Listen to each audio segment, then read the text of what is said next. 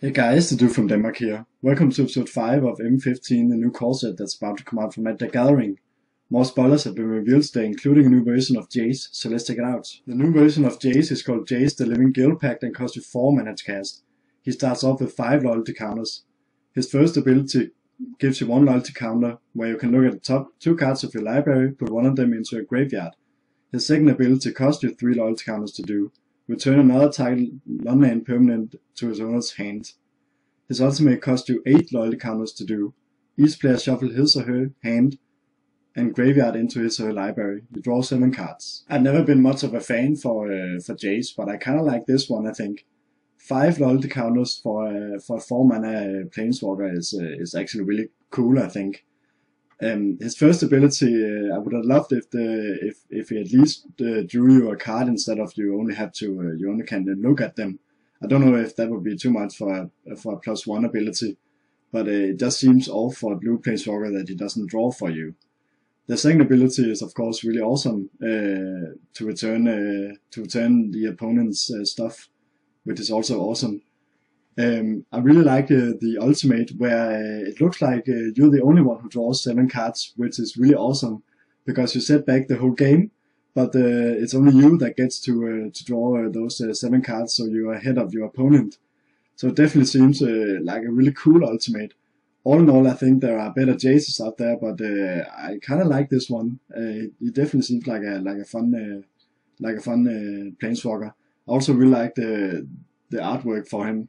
Definitely seems like also that he's standing outside the guild pact from Ravnica, which is really awesome, I think. So definitely seems like an okay planeswalker, I think. Griff is a white hippogriff creature that costs you 3 mana to cast. It's a 2/1 and got flash and flying. Creatures entering the battlefield don't curse abilities to trigger.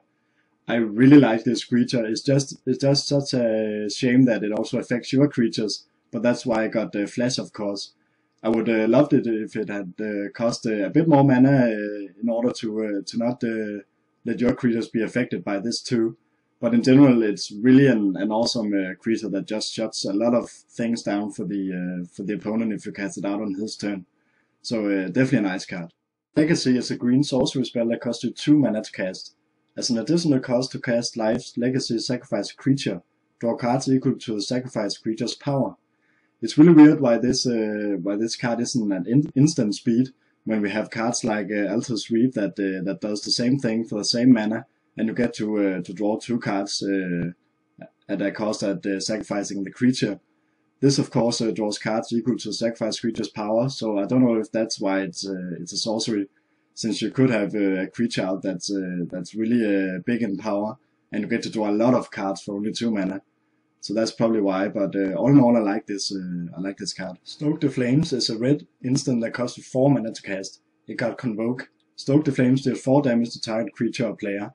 I actually think that this card is a bit deceiving, because we do have a lot of cards that deal 4 damage to target creature or player for 2 mana, because that's essentially what this card does with the Convoke, since you can tap your creatures in order for this card to only cost you 2 mana to deal 4 damage to target creature or player.